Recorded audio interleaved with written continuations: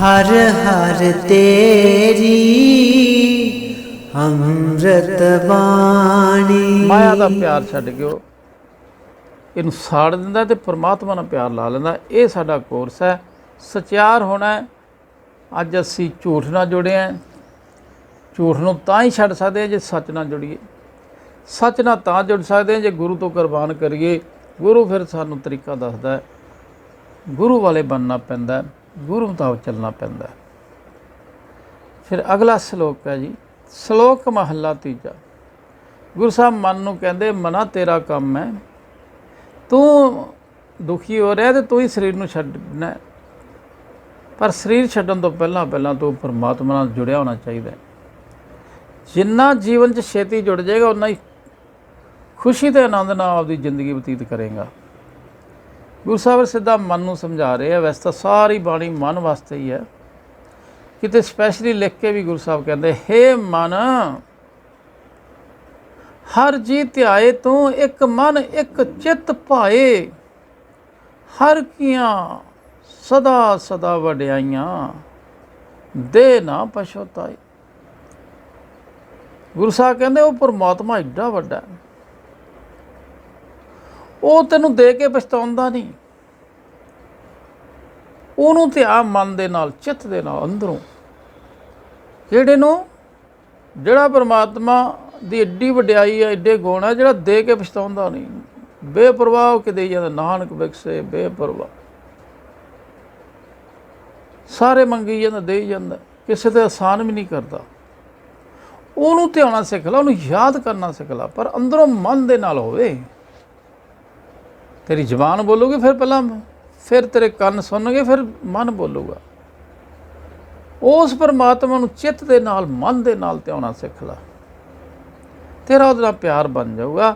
ਪਰ ਉਹ ਕਿੰਨਾ ਵੱਡਾ, ਇੰਨਾ ਵੱਡਾ ਵੀ ਦੇ ਕੇ ਪਛਤਾਉਂਦਾ ਨਹੀਂ। ਬਿਨਾਂ ਮੰਗਿਆ ਹੀ ਦੇਈ ਜਾਂਦਾ, ਮੰਗੇ ਤੋਂ ਬਿਨਾਂ ਦੇਈ ਜਾਂਦਾ। ਦੇਖੋ ਕੋਈ ਫਿਰ ਕਹਿੰਦਾ, ਹਉ ਹਰ ਕੇ ਸਦ ਬਲਹਾਰਨੇ, ਜਿਤ ਸੇਵੀਏ ਸੁਖ ਪਾਏ, ਨਾਨਕ ਗੁਰਮੁਖ ਮਿਲ ਰਹੇ ਹਉਮੈ ਸ਼ਬਦ ਲਾਏ। ਫਿਰ ਗੁਰੂ ਸਾਹਿਬ ਕਹਿੰਦੇ, ਜਿਹੜੇ ਫਿਰ ਉਹਨੂੰ ਧਿਆਉਣਾ ਤਾਂ ਉਹਨੂੰ ਗੁਰਮੁਖ ਬਣਨਾ ਪੈਂਦਾ। ਉਸ ਨੂੰ ਕੇਵਲ ਗੁਰੂ ਦਾ ਸਿੱਖ ਹੀ ਧਿਆ ਸਕਦਾ ਹੈ, ਕਿਉਂਕਿ ਗੁਰੂ ਦਾ ਸਿੱਖ ਗੁਰੂ ਨੂੰ ਮਿਲ ਕੇ, ਗੁਰੂ ਤੋਂ ਕੁਰਬਾਨ ਹੋ ਕੇ ਆਪਦੀ ਹਉਮੈ ਸਾੜ ਲੈਂਦਾ। ਫਿਰ ਸਦਾ ਪਰਮਾਤਮਾ ਤੋਂ ਵੀ ਕੁਰਬਾਨ ਹੋ ਜਾਂਦਾ, ਉਹ 'ਤੇ ਆਸਰਾ ਰੱਖ ਲੈਂਦਾ। ਫਿਰ ਗੁਰੂ ਕਹਿੰਦਾ, ਇਕੱਲਾ ਹੁਣ ਤੇਰਾ ਪਰਮਾਤਮਾ, ਉਹਦੇ 'ਤੇ ਆਸਰਾ ਲੈਣਾ, ਹੋਰ ਕਿਸੇ ਦਾ ਆਸਰਾ ਨਹੀਂ ਲੈਣਾ। ਪਰਮਾਤਮਾ ਤੋਂ ਕੁਰਬਾਨ ਹੋਣਾ ਕੀ ਹੈ? ਸਿਰਫ ਉਹਦੇ ਦਾ ਆਸਰਾ ਲੈਣਾ, ਹੋਰ ਕਿਸੇ ਦਾ ਆਸਰਾ ਨਾ ਲੈਣਾ। ਉਹਦੀ ਸੇਵਾ ਕੀਤਿਆਂ, ਉਹਨੂੰ ਯਾਦ ਕੀਤਿਆਂ ਹੀ ਸੁੱਖ ਮਿਲਦੇ ਆ। ਪਰ ਉਹਨੂੰ ਯਾਦ ਕਰਨਾ, ਉਹ ਤੋਂ ਕੁਰਬਾਨ ਹੋਣਾ ਗੁਰੂ ਦੇ ਗਿਆਨ ਦੇ ਰਾਹੀਂ ਹੋ ਸਕਦਾ। ਸਾਨੂੰ ਪਤਾ ਹੀ ਨਹੀਂ ਉਹ ਕਿਹੋ ਜਿਹਾ, ਕਿਵੇਂ ਕੁਰਬਾਨ ਹੋਈਏ, ਕਿਵੇਂ ਉਹਨੂੰ ਯਾਦ ਕਰੀਏ। ਨਾਨਕ ਗੁਰਮੁਖ ਮਿਲ ਰਹੇ, ਕਹਿੰਦਾ ਜਦੋਂ ਗੁਰੂ ਵੱਲ ਮੁੱਖ ਕਰੋਗੇ, ਗੁਰੂ ਨੂੰ ਮਿਲ ਕੇ, ਗੁਰੂ ਦਾ ਸ਼ਬਦ ਤੁਹਾਡੀ ਹਉਮੈ ਖਤਮ ਕਰੂਗਾ। ਹਉਮੈ ਖਤਮ ਕਰਕੇ ਅਸੀਂ ਪਰਮਾਤਮਾ ਨਾਲ ਮਿਲ ਸਕਦੇ ਹਾਂ। ਜੇ ਹਉਮੈ ਖਤਮ ਨਹੀਂ ਹੋਈ, ਉਹਨੂੰ ਨਾਮ ਨਹੀਂ ਮਿਲ ਸਕਦਾ, ਪਰਮਾਤਮਾ ਨਾਲ ਮਿਲਾਪ ਨਹੀਂ ਹੋ ਸਕਦਾ, ਉਹਦਾ ਮਨ ਸ਼ਾਂਤ ਨਹੀਂ ਹੋ ਸਕਦਾ। ਗੁਰੂ ਸਾਹਿਬ ਕਹਿੰਦੇ, ਮੇਰੇ ਗੁਰਮੁਖ ਹੈ ਜਿਹੜੇ, ਉਹ ਹੰਕਾਰ ਨੂੰ, ਹਉਮੈ ਨੂੰ ਖਤਮ ਕਰ ਲੈਂਦੇ ਮੇਰੀ ਬਾਣੀ ਰਾਹੀਂ, ਹੁਕਮ ਨੂੰ ਸਮਝ ਲੈਂਦੇ, ਤੇ ਫਿਰ ਪਰਮਾਤਮਾ ਨਾਲ ਮਿਲਾਪ ਹੁੰਦੇ। ਐਵੇਂ ਨਹੀਂ ਗੁਰਮੁਖ ਮਿਲ ਸਕਦਾ ਉਹਨੂੰ। ਪਰ ਕਿਹੜਾ ਗੁਰਮੁਖ? ਜਿਹੜੇ ਆਦਮੀ ਦੀ ਬਾਣੀ ਪੜ੍ਹ ਕੇ ਹਉਮੈ ਖਤਮ ਹੋ ਗਈ, ਹੰਕਾਰ ਖਤਮ ਹੋ ਗਿਆ, ਉਹਦੀ ਰਜਾ ਚੱਲਣ ਲੱਗ ਗਿਆ, ਉਹ ਪਰਮਾਤਮਾ ਨੂੰ ਪਾ ਸਕਦਾ, ਦੂਜਾ ਨਹੀਂ। ਰਜਾ ਚੱਲੇ ਤੋਂ ਬਿਨਾਂ ਤੇ ਹਉਮੈ ਨੂੰ ਸਾੜਨ ਤੋਂ ਬਿਨਾਂ ਪਰਮਾਤਮਾ ਨਾਲ ਮਿਲਾਪ ਨਹੀਂ ਹੋ ਸਕਦਾ, ਜਿੰਨਾ ਮਰਜ਼ੀ ਕੋਈ ਜਪੀ ਜਾਵੇ। ਜੇ ਮਾੜੀ ਜੀ ਹਉਮੈ ਤਾਂ ਵੀ ਮਿਲਾਪ ਨਹੀਂ ਹੁੰਦਾ, ਉਹ ਨਾਲ ਪਿਆਰ ਨਹੀਂ ਬਣਦਾ। ਗੁਰੂ ਸਾਡੀ ਹਉਮੈ ਕੱਢਦਾ। ਪਹਿਲਾਂ ਜਗ੍ਹਾ ਖਾਲੀ ਕਰਦਾ, ਜਿੱਥੇ ਪਰਮਾਤਮਾ ਨੇ ਬੈਠਾ ਉੱਥੇ ਸਾਡੀ ਹਉਮੈ ਬੈਠੀ ਹੈ। ਤਾਂ ਗੁਰੂ ਸਾਹਿਬ ਕਹਿੰਦੇ, ਹਉਮੈ ਤੇ ਨਾਮੇ, ਇਹਨਾਂ ਦੀ ਆਪਸ ਵਿੱਚ ਵਿਰੋਧ ਹੈ। ਦੋਨੇ ਇੱਕ ਥਾਂ ਇਕੱਠੇ ਨਹੀਂ ਹੋ ਸਕਦੇ। ਜਦ ਆਦਮੀ 'ਚ ਹਉਮੈ ਹੋਊਗੀ ਤੇ ਜਾਂ ਪਰਮਾਤਮਾ ਦਾ ਮਿਲਾਪ ਹੋਊਗਾ। ਮਹੱਲਾ ਤੀਜਾ।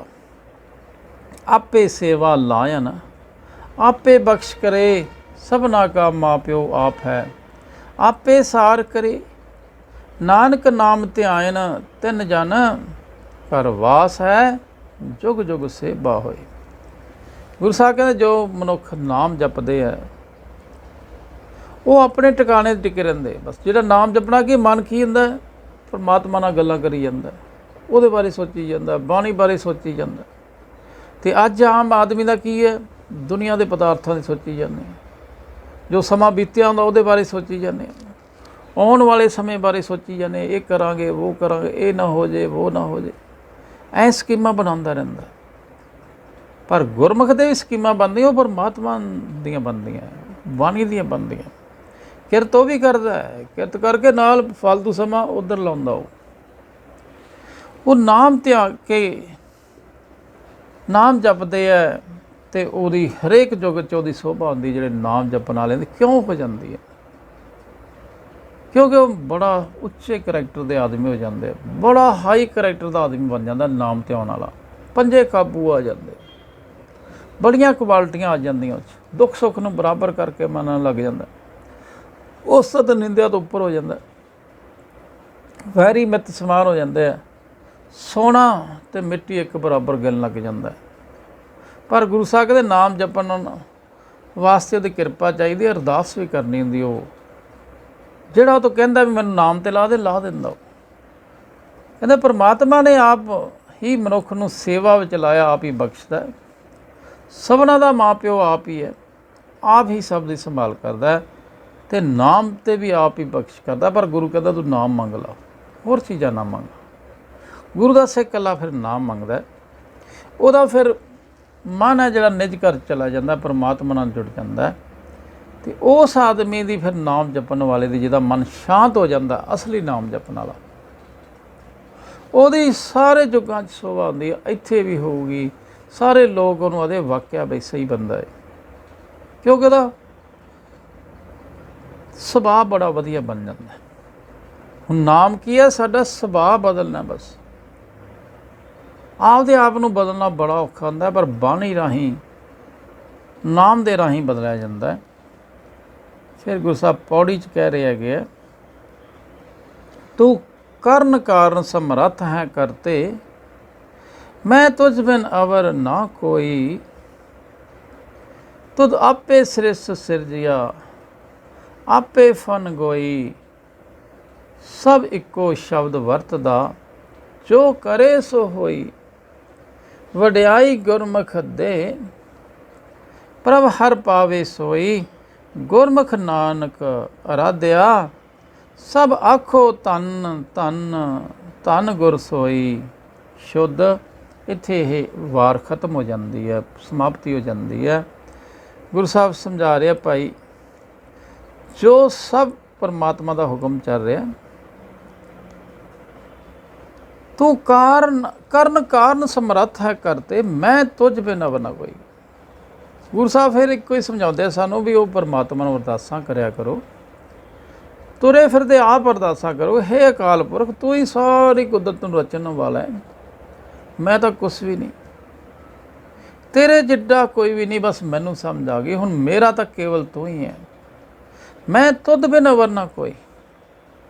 ਤੂੰ ਐਡਾ ਵੱਡਾ ਮਾਲਕ ਹੈ, ਮੈਨੂੰ ਤਾਂ ਹੁਣ ਸਮਝ ਆਈ ਹੈ ਬਾਣੀ ਪੜ੍ਹ ਕੇ, ਪਰ ਅੱਜ ਤੋਂ ਮੈਨੂੰ ਅਕਲ ਆ ਗਈ, ਤੂੰ ਹੀ ਸਾਰੀ ਸ੍ਰਿਸ਼ਟੀ ਦਾ ਮਾਲਕ ਹੈ ਅਤੇ ਮੈਂ ਤਾਂ ਸਿਰਫ ਤੇਰਾ ਹੀ ਆਸਰਾ, ਮੈਨੂੰ ਤੇਥੋਂ ਬਿਨਾਂ ਕੋਈ ਨਹੀਂ ਹੈ, ਹੋਰ ਨਹੀਂ ਦਿਸਦਾ, ਨਾ ਹੀ ਮੈਂ ਹੋਰ ਦਾ ਆਸਰਾ ਲੈਣਾ ਹੈ।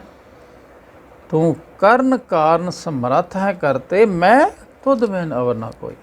ਇਹ ਪਰ ਵਿਰਲਾ ਹੀ ਕਹਿੰਦਾ, ਇਹ ਜਿਹਨੂੰ ਪੂਰੀ ਸਮਝ ਆਉਂਦੀ ਹੈ। ਤੁਧ ਆਪੇ ਸ੍ਰਿਸ਼ਟ ਸਿਰਜਿਆ, ਆਪੇ ਫਨ ਗਈ, ਮੈਨੂੰ ਸਮਝ ਆ ਗਈ ਤੂੰ ਆਪ ਹੀ ਆ ਸ੍ਰਿਸ਼ਟੀ ਨੂੰ ਪੈਦਾ ਕੀਤਾ, ਧਰਤੀ ਨੂੰ ਪੈਦਾ ਕੀਤਾ, ਸਾਨੂੰ ਹੀ ਨਹੀਂ ਪੈਦਾ ਕੀਤਾ। ਸਾਰੀ ਸ੍ਰਿਸ਼ਟੀ ਵੀ ਖਤਮ ਕਰ ਸਕਦਾ ਅਤੇ ਸਾਨੂੰ ਤਾਂ ਖਤਮ ਕਰਨਾ ਹੀ ਕਰਨਾ। ਆਪ ਹੀ ਸ੍ਰਿਸ਼ਟੀ ਨੂੰ ਪੈਦਾ ਕਰਦਾ, ਉਹਨਾਂ ਦੇ ਜੀਵਾਂ ਨੂੰ ਪੈਦਾ ਕਰਦਾ ਅਤੇ ਉਹਨਾਂ ਨੂੰ ਖਤਮ ਵੀ ਕਰਦਾ, ਫਿਰ ਨਾਸ ਵੀ ਕਰ ਲੈਂਦਾ। ਪਰ ਕਿਸੇ ਦੀ ਉਮਰ ਛੋਟੀ ਹੁੰਦੀ, ਕਿਸੇ ਦੀ ਵੱਡੀ ਹੁੰਦੀ। ਧਰਤੀ ਸੂਰਜ ਦੀ ਉਮਰ ਬਹੁਤ ਲੰਬੀ ਹੈ, ਖਤਮ ਇਹਨਾਂ ਨੇ ਵੀ ਹੋਣਾ, ਇਹਨੂੰ ਵੀ ਇੱਕ ਥਾਂ ਇਕੱਠਾ ਕਰ ਦੇਣਾ ਉਹਨੇ।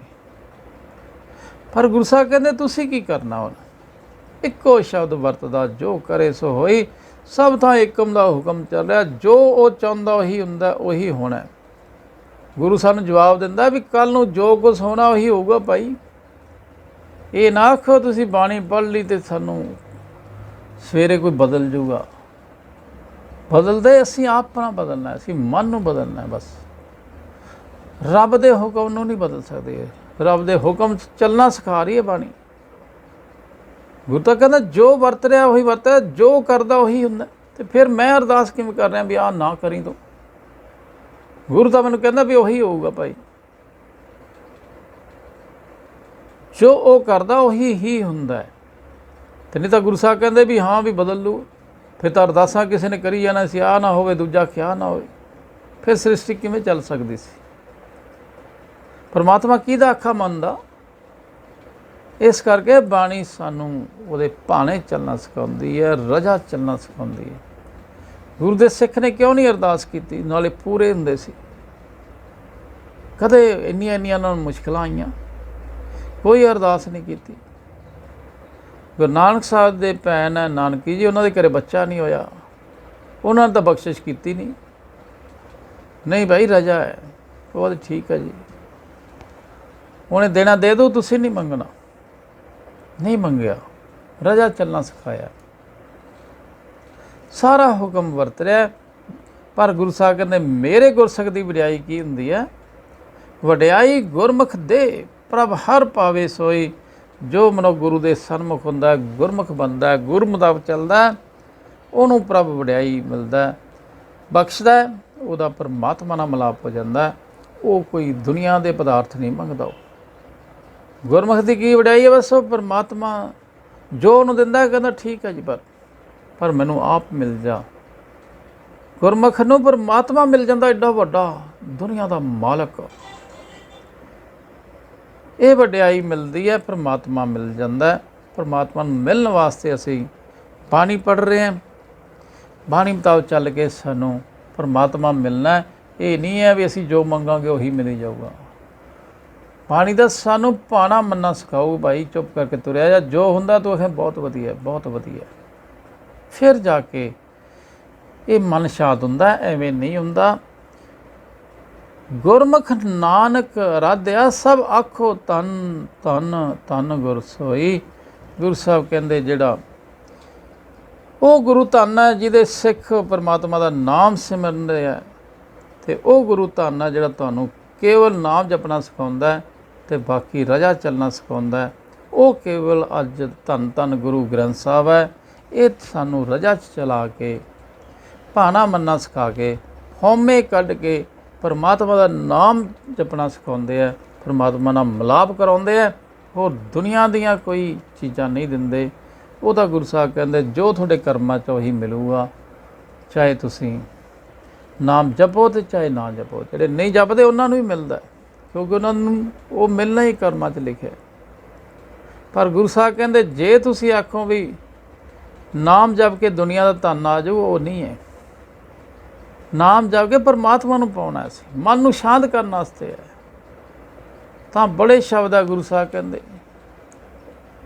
ਸੰਪੇ ਕਾਰਨ ਈਸ਼ਵਰ ਧਿਆਈਏ, ਸੰਪੇ ਪੂਰਬ ਲਿਖੇਗਾ ਪਾਈਏ। ਬਸ ਇਹ 937 ਅੰਗ ਤੇ ਸ਼ਬਦ ਆ ਉੱਥੇ। ਗੁਰੂ ਸਾਹਿਬ ਕਹਿੰਦੇ ਜੇ ਤੁਸੀਂ ਆਖੋ ਨਾ ਪਰਮਾਤਮਾ ਨੂੰ ਧਿਆਈਏ ਤੇ ਜ਼ਮੀਨਾਂ ਜਾਇਦਾਦਾਂ ਬਣ ਜਾਣਗੀਆਂ, ਨਹੀਂ। ਸੰਪੇ ਪੂਰਬ ਲਿਖੇਗਾ ਪਾਈਏ। ਗੁਰੂ ਸਾਹਿਬ ਕਹਿੰਦਾ ਜੇ ਤੈਨੂੰ ਜ਼ਮੀਨਾਂ ਜਾਇਦਾਦਾਂ ਹੁੰਦੀਆਂ ਤਾਂ ਤੈਨੂੰ ਉਹਦੇ ਘਰ 'ਚ ਪੈਦਾ ਕਰਦਾ ਉਹਨੂੰ ਕੀ ਸੀ?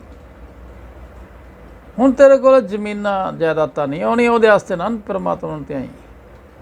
ਪਰਮਾਤਮਾ ਨੂੰ ਤਾਂ ਮਨ 'ਚ ਵਸਾਉਣ ਵਾਸਤੇ ਧਿਆਉਣਾ ਹੈ, ਮਨ ਨੂੰ ਸ਼ਾਂਤ ਕਰਨ ਵਾਸਤੇ ਧਿਆਉਣਾ। ਚਾਹੇ ਤੂੰ ਅਮੀਰ ਹੈ ਅਤੇ ਭਾਵਾਂ ਗਰੀਬ ਹੈ। ਮਨ ਨੂੰ ਸਟਰੋਂਗ ਬਣਾਉਣ ਵਾਸਤੇ ਜਪਣਾ ਹੈ, ਮਨ ਨੂੰ ਚਠਿਆਰ ਤੋਂ ਕੱਢ ਕੇ ਸਚਿਆਰ ਕਰਨ ਵਾਸਤੇ ਧਿਆਉਣਾ ਹੈ। ਇਹ ਦੁਨੀਆ ਦਾ ਧਨ ਤਾਂ ਜਿਹੜਾ ਤੈਨੂੰ ਮਿਲਣਾ ਉਹੀ ਮਿਲਣਾ, ਚਾਹੇ ਤੂੰ ਤਿਆ ਅਤੇ ਚਾਹੇ ਨਾ ਤਿਆ। ਗੁਰੂ ਸਾਹਿਬ ਕਹਿੰਦੇ ਸੰਪੇ ਪੂਰਬ ਲਿਖੇਗਾ ਪਾਈਏ।